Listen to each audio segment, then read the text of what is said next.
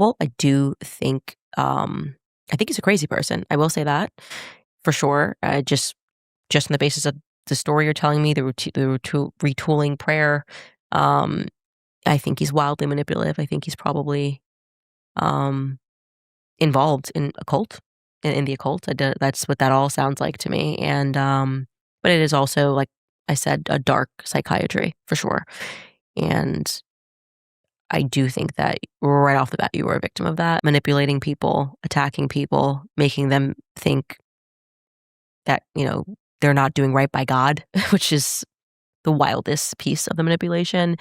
It's the darkest piece of the manipulation. If you don't serve me, if you don't do this for me, you're not doing right by God, and putting themselves in positions of power over people's life, and just learning those points, those where can they push? Where is this person vulnerable? What are they the most scared of? Well, then I know how to put them more firmly in my grasp, under my thumb, you know?